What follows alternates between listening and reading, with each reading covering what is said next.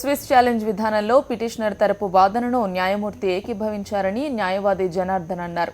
దీనిపై స్థానిక బిల్డర్లకు పిటిషన్ వేసే అర్హత ఉందని చెబుతూ స్విస్ విధానంపై కోర్టు వచ్చే నెల 31 వరకు స్టే విధించిందన్నారు.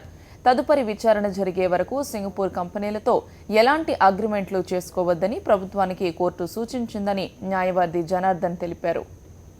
దీంట్లో పిటిషన్ ఏదైతే ప్రధానంగా పిటిషన్ సైడ్ నుంచి వెళ్ళి ఇది పబ్లిక్ ప్రైవేట్ భాగస్వామ్యంలో చేపడుతున్నటువంటి ఒక ప్రాజెక్టు. దీనికి సంబంధించి రెవెన్యూ షేర్ క్లియర్గా డిస్క్లోజ్ చేయాలా. ఆ డిస్క్లోజ్ చేసిన తర్వాతనే బిడ్ టెండర్ ప్రాసెస్ని ఇన్వైట్ చేయాలా. అదేవిధంగా బిడ్ టెండర్ ఏదైతే 18th జూలై రోజు ఇచ్చినటువంటి నోటిఫికేషన్ కూడా టైం ఇవ్వకుండా వాళ్ళకి సంబంధించిన టెక్నికల్ క్వాలిఫికేషన్ సంబంధించి కూడా వాళ్ళు ఏదైతే ఇండియన్ కంపెనీలకు రాకుండా ప్రధానంగా ఇండియన్ కంపెనీలకు ఏదైతే లేని క్రైటీరియా తీసుకొచ్చి దాంట్లో కావాలని ఇన్సెట్ చేసి ఇండియన్ కంపెనీలకు తగ్గకుండా కేవలం సింగపూర్ కంపెనీకి ఇవ్వాలనే ఉద్దేశంతో ఇది బిడ్స్ టెండర్ ప్రాసెస్ చేస్తూ ఉన్నారు కనుక దీన్ని స్టే చేయాలని చెప్పి వాళ్ళు కోరడం జరిగింది. దీనికి సంబంధించి మొన్న ఏదైతే అటార్నీ జనరల్ వాదిస్తూ ఇది వీళ్ళకు అర్హత పిటిషనర్కు ఎటువంటి అర్హత లేదని చెప్పేసి వీళ్ళు అడగాల్సిన అర్హత లేదు. ఒక ఎలాంటి కంపెనీ లాంటి సంస్థలు కూడా దీన్ని ఆబ్జెక్ట్ చేయలేదు కనుక వీళ్ళకి ఎటువంటి లోకస్ స్టాండింగ్ లేదు, వీళ్ళకి అర్హత లేదని చెప్పేసి ఆయన ప్రధానంగా పేర్కొనడం జరిగింది. రెవెన్యూ షేర్ డిస్క్లోజ్ చేయాల్సిన అవసరం సీల్డ్ కవర్లో ఉన్నది, దాన్ని చేయాల్సిన అవసరం కూడా లేదని చెప్పి కూడా ఆయన పేర్కొనడం జరిగింది.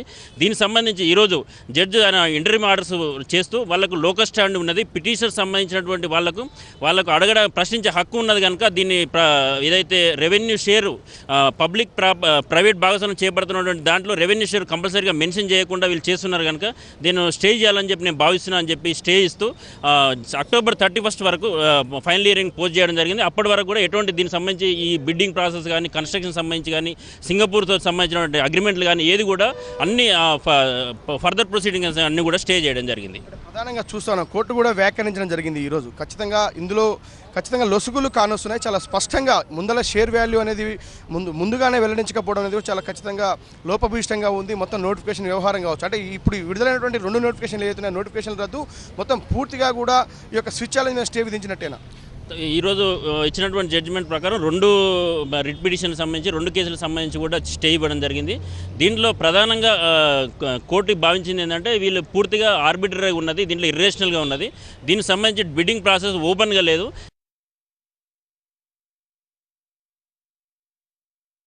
ఏదైతే బిడ్డింగ్ ప్రాసెస్లో ఏదైతే మీరు అభివృద్ధికి ఏదైతే ఉపాధి కల్పనకు చేపడుతున్న సందర్భంలో దీన్ని ఓపెన్గా మీరు డిస్క్లోజ్ చేయాల్సిన అవసరం ఉన్నది. దీన్ని సింగపూర్ కంపెనీకి ఇవ్వాలనుకున్నప్పుడు దానిలో ఓపెన్గా చేయండి. దీంట్లో అందరికీ ప్రశ్నించే హక్కు ఉంటుంది. ఇండియన్ కంపెనీస్కు అర్హత లేదని చెప్పేసి రెవెన్యూ షేర్ డిస్క్లోజ్ చేయాల్సిన అవసరం లేదని చెప్పేసి చెప్పడం అనేది ఆర్బిటరీనెస్. కాబట్టి దీంట్లో స్టే విధిస్తున్నానని చెప్పి కూడా కోర్టు క్లియర్గా పేర్కొనడం జరిగింది. మొత్తం మీద చూస్తూ ఉన్నాం. ఖచ్చితంగా కూడా ఫస్ట్ నుంచి కూడా ఏపీ ప్రజలు కావచ్చు, లేదంటే ప్రతిపక్ష పార్టీలు కావచ్చు, మొదటి నుంచి కూడా స్విచ్ ఛాలెంజ్ విధానం ఇండియా బేస్డ్ కంపెనీ కన్స్ట్రక్షన్ కంపెనీలు కూడా చాలా కూడా వ్యతిరేకిస్తున్న నేపథ్యంలో కూడా అందరూ కూడా తీర్పు ఖచ్చితంగా ప్రభుత్వానికి వ్యతిరేకంగా వస్తుందనేటటువంటి న్యాయ నిపుణులంతా చెప్తా ఉన్నారు. ఈ నేపథ్యంలో ఈరోజు హైకోర్టు స్విచ్ ఛాలెంజ్ పైన స్టే విధించింది. నోటిఫికేషన్ అన్ని కూడా రద్దు.